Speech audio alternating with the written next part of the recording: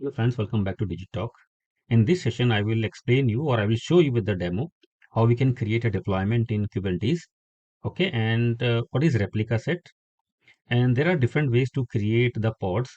Okay, where we have a deployment and few more methods are there. But why the deployment is the preferred one over all other methods? How we can validate the ReplicaSet that the minimum number of pods are running in your Kubernetes cluster. Okay, so before that one, let us discuss about the YAML file of creating the deployment. Okay, so the YAML file, the very first entry is your API version. Okay, that is the standard of your YAML, that the first entry you have to define as the API version. And if you're not sure what is the API version, then you can run the command kubectl API hyphen versions. Okay, you can run this one and this will show you the API version. Okay, so I will explain you or I will show you in the demo as well. Okay, once the explanation is over. Then we define the kind. So kind is what kind of a resources that we are going to create in our Kubernetes cluster. So now we are going to create the deployment. So we have given the kind as a deployment. Okay, you can give here the pod as well. Okay, directly, but you will not able to get the features of the deployment. Okay, whatever the features that provided by the deployment, you will not able to get that features. Now let us talk about what all are those features and what are the other options to create the deployment in the Kubernetes cluster. So when we say that we are creating a deployment, that means we are going to create pods and then the containers inside the pod. Okay, so in Kubernetes, we have a replica set, replication controller, and deployments. So these are the three ways which you can use to create your pods in your Kubernetes cluster. Okay, but the most of the time we use only the deployment option. Okay, so a replica set and replication set are a bit older one. Okay, and they have certain kind of limitations. And what are the limitations? Let me tell you. Okay, so let's first explain. In Kubernetes, replica set, replication controller, and deployment are all used for managing the life cycle and scaling of pod. All ensure that a specified number of pod replica are running at any given time, along with the auto scaling, rolling update, and rollbacks. However, they have different purpose and capabilities. So now we know about the Kubernetes features that it manages the complete end-to-end life cycle of your pod. It automatically take care of the scaling of the pod depend on your application requirements, and it can scale up or scale down the pods based on your requirements or the load in your system. Okay, it also ensured that the minimum number of pods or the minimum number of replicas that we have given in that particular resource is always up and running. Along with that, it manages the rolling update of your application. It manages the automatic rollback of your applications as well, right? But all these features are depend on what kind of a resources that you are going to use. Okay, for example, as I said, you can use a replica set, you can use the replication controller, and you can use the deployment or any of the three options for creating the pods in your Kubernetes cluster. But deployment provide you all of the advanced option for managing your pods in the cluster. Okay, for example, there is an auto scaling of the pods. Along with that, there is a rolling update and rollback options are available with the deployment option. Okay, but these features are not available with the replica set and replication controllers.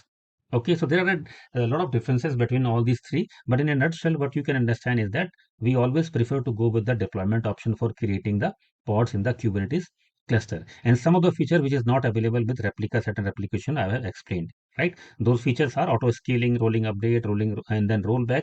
These features are not available in replica set and replication controllers. So for that, you have to rely on the manual method, okay, which is not preferable. So we always go with the deployment option. So when we create the pods in the Kubernetes cluster, the kind we defined as a deployment, right? And then inside the metadata, we have to give the name for the deployment. So now we are going to create a resource deployment. So we have to provide a name for this particular resource, which we have given nginx cipher deployment, because we are going to create the nginx container for in this pod. Okay. Now after that, we have to define a label, and this label is specifically for the deployment. So two metadata, or you can say the two important items that we define for the deployment. One is the name of your deployment.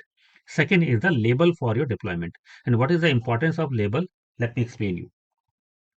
Next, after that, we have to give the number of replicas. So this number replicas means the number of pod that you need in the Kubernetes cluster, or specifically in this particular deployment that you are going to create.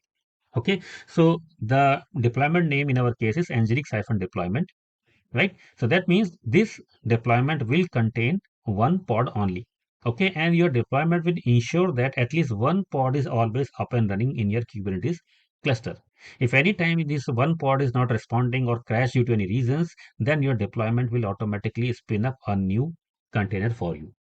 And that is called the feature to ensure that at least the minimum number of replicas that you have given in the deployment should be up and running. Right. So now here, if we go to selectors option or the selectors tag, okay, and under the selectors, we have given the match label as app:nginx. This is the same label which we have given for the deployment as well. Right. So now, because we are going to create the different pods inside the deployment, okay, so your deployment should aware about that what all pods belong to me. Right, because in your Kubernetes cluster, you can have a multiple deployments, multiple resources, multiple pods.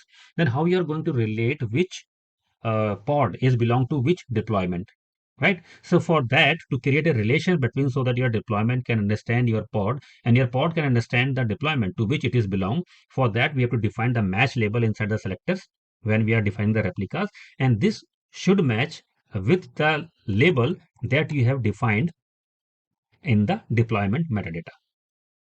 Right. Now after that, we have to give the information the template. Okay. And inside the templates, again, we have to give the same label which we have given for the deployment and the same select match label that we have given inside the replicas.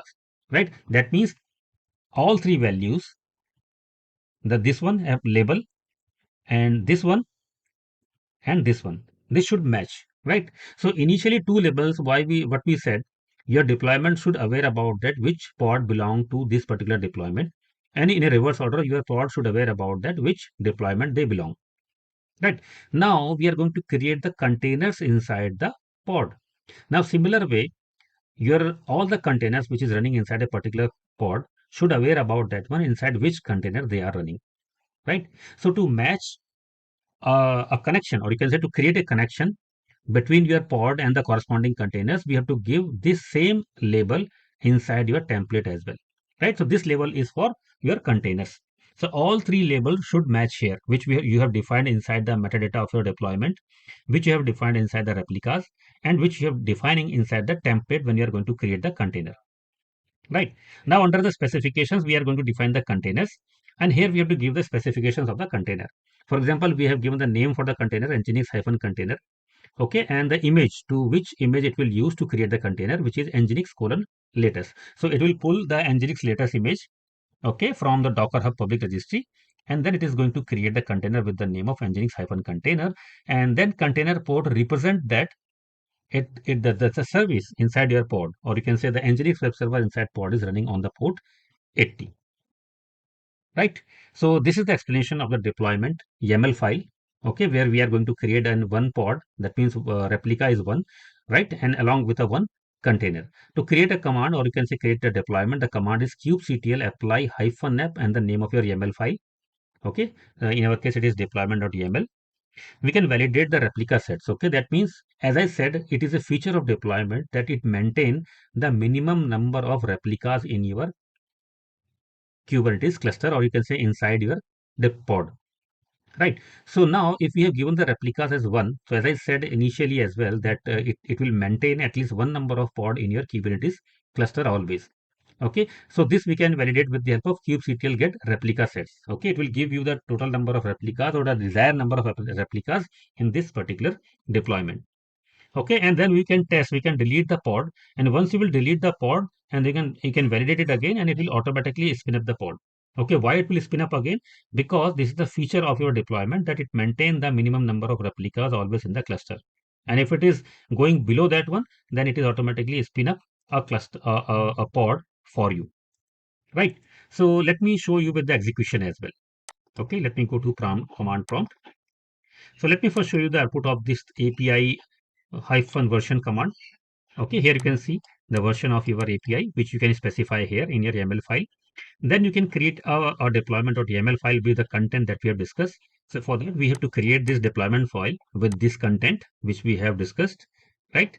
So let me show you. This is my deployment.yaml file with the same content that we have discussed. Let me close this one.